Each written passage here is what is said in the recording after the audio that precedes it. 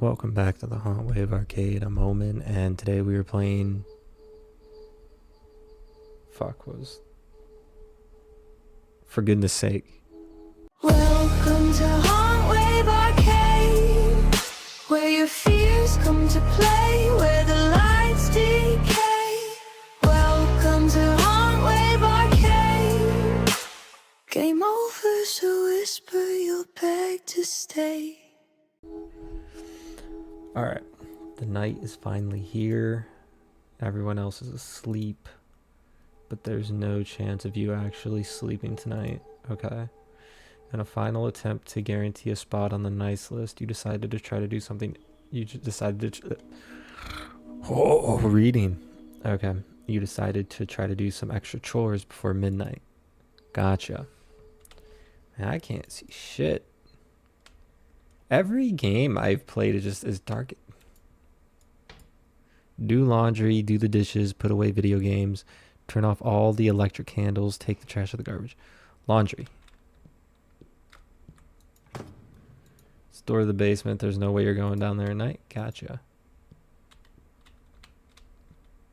Mark my words, if I could see in half these games, I'd be doing a lot better. Okay. Anything in the bathroom?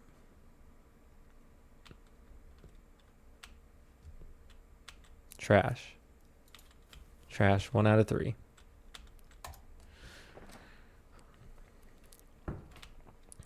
Okay. Electric candle.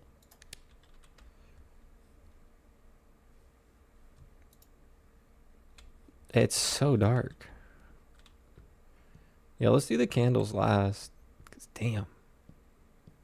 Kitchen. There's garbage in here for sure. Alright, let's do the dishes.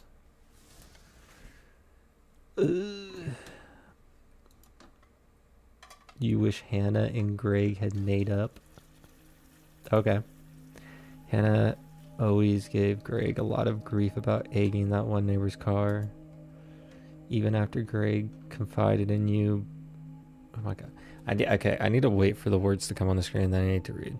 I just had a crown put on my tooth. This is not my fault. Even after Greg confided in you both about how guilty he felt and how it was affecting his sleep for egging a car?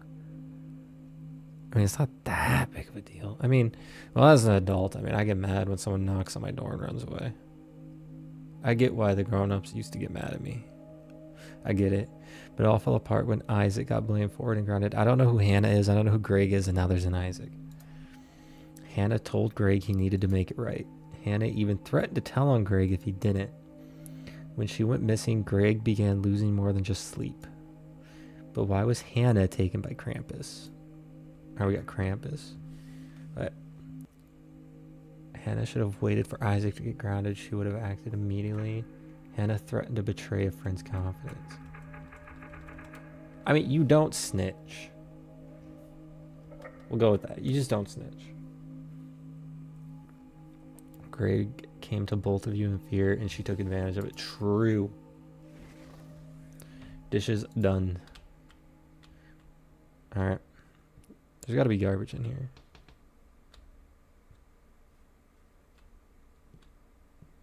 Hello?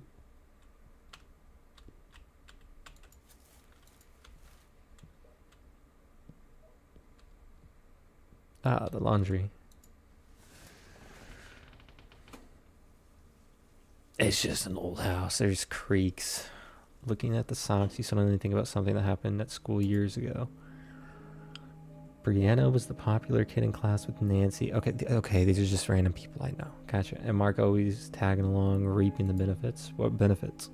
But one day Brianna turned everyone in class against Nancy. Even Mark turned against her. Eventually got bad enough that Brianna even started stealing Nancy's stuff. One time it was her socks and shoes after gym class. That's not very nice. Humiliated, Nancy had to walk back to class barefoot. Okay. Later, she was pursued by the teacher who demanded to know where her shoes went. Nancy didn't want to be branded as See what I'm saying? That's what I'm saying. Possibly making things worse, so she lied. See, the last one, snitching. This one, not. Nancy ended up going missing around Christmas. If Krampus took her, then she must have done something wrong, right? It must have been Nancy lying to her teacher. Why was it wrong? Lying showed disrespect to her teacher, but she also didn't want to snitch. But like I kind of have to like agree. But like, you did take the shoes. Like, making someone walk barefoot, it's kind of fucked up. What if they were expensive shoes? See, this is where we're at right now. So it doesn't seem like Nancy did anything to Brianna, though. She was just a popular kid. But Nancy and Mark were always tagging along, reaping the benefits. Nancy didn't want to be branded a snitch, so she lied to preserve her pride. Lying showed disrespect for her teacher, but you know, there's only so much. I mean, preserving the pride, honestly. I mean, sounds like Nancy's a real one. She plays pride over justice. She did.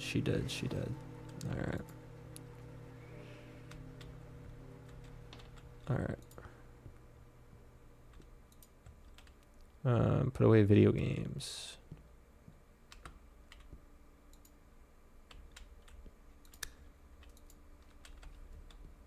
I'm gonna save those two for now. Where are the video games? They upstairs? There's probably trash upstairs too. Am I like just short as fuck? We're only turning off a few candles at a time. Ooh, shadow scared me. Alright, what do we got in here? Bathroom. Trash we put in the garage, it looks like. So we'll do that last, I suppose. Let's go find our video games.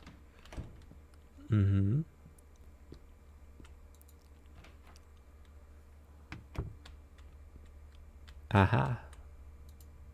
What were we even playing? Dead Letter Department. Oscar loved math, but he also felt a need to somehow justify it by getting into trouble. Okay. Nothing serious, but Oscar still got grounded by his strict parents quite a bit. Okay. There was that one time you noticed Patty got mad at Oscar for not helping her with her homework as promised. Okay. He was grounded at the time, no friends, no phone. Patty ultimately flunked that class, and Oscar vanished in early December that year.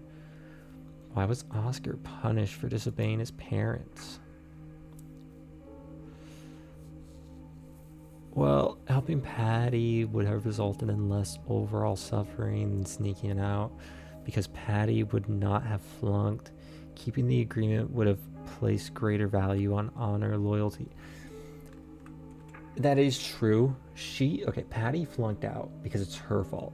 She could study, right? She could do this. She's relying on Oscar, right? He did nothing really wrong in this situation. Like me, honestly, I'm pulling for Oscar.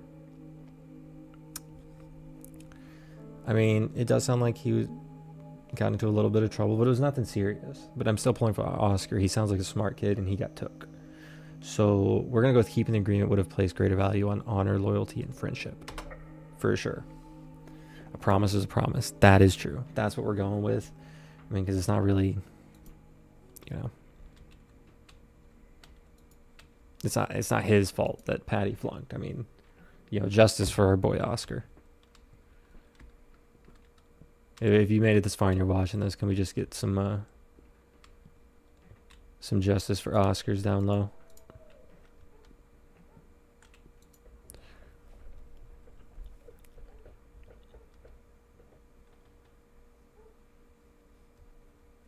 I'm hearing shit. I'm like short as fuck too. 5 out of 6. Boom. The Ball Force hoverboard is something you put on your Xmas list every year, but they're expensive and always so hard to find, so you're not holding your breath. For the longest time, the only kid in school that ever managed to get one was Barb, and she let everyone know it was hers. She guarded it fiercely. So when your best friend mentioned that they saw Alex running around with the hoverboard with Barb nowhere in sight, they thought it was strange. Your best friend later ran into Barb but didn't say anything about it. They confessed to you that they didn't think it was any of their business. Your best friend went missing last year, and for 12 months now you haven't thought about anything else. If this was the incident that put them on the naughty list, what about it was so wrong? Maybe your best friend should have told Barb because... Hold on. Hold up. What exactly is happening here? The ball force hoverboard is something you put on your blah blah blah. For the longest time, the only kind of school ever managed to get one was Barb. She let everyone know it was hers. She guarded it fiercely. They saw Alex running around with the hoverboard with Barb nowhere in sight. You thought it was strange. They thought it was strange. Barb would have been happier knowing in the long run. I mean, it's always important to be truthful to others. Come on, kids. It's always important to be truthful. Lying is a bad thing. So we're going to have to go with that. It's always important to be truthful to others. That's for sure. You think this every time you see your best friend's house through the window. All right. Let's find this garage. That was the bathroom, right? Creaky old house. Is there no run on here?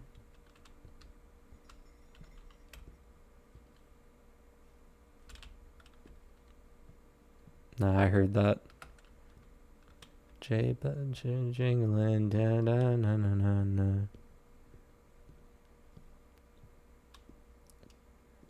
Is this the way? Gotta find the garage. Garage. Trap. The creaking is what's kind of getting me. An empty candy wrapper reminds you of the school fundraiser you did once. Of Christy. All the kids were going to get a small percentage of the total to boost motivation. So everyone went extra on it. But the extra you earned never showed up and seemed to be forgotten about. You later heard Christy was trusted by the teacher to distribute the extra earnings to your group. And you really only heard about that when Dana told you they suspected Christy. A lot of names continuously being thrown out at me. I don't remember a single one of them. Dana even called Christy out to one of the parents. Christy became shunned, but the money was still never found. Later that year, around this time, Dana went missing. You're guessing this was probably the situation that did it. Maybe Dana should have talked to Christy first because... It would have given Christy an opportunity to explain her side of the story. It might have given Christy a chance to help fix the situation and be safe from punishment. So...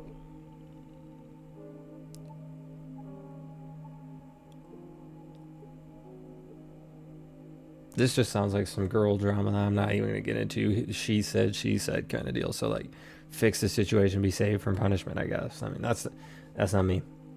Yeah, better check first before tossing the stones.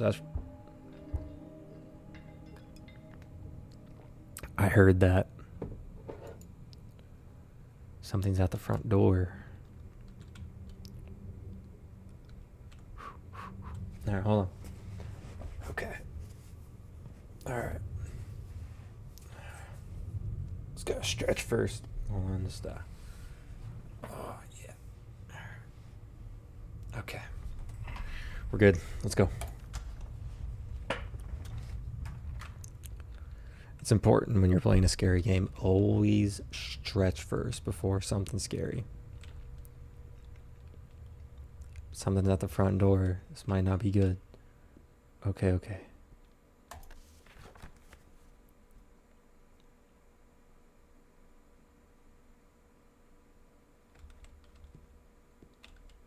What?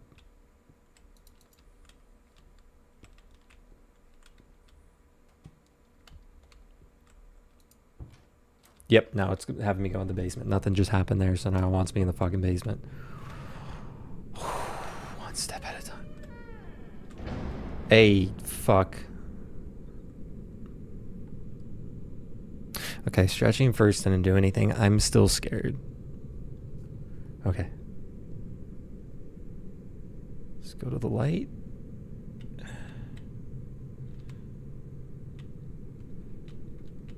Oh, yellow. There's a gift.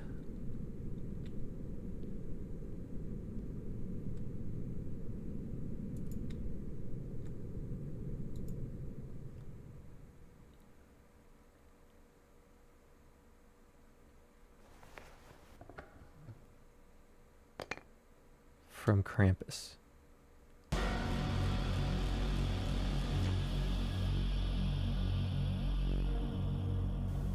Happy holidays.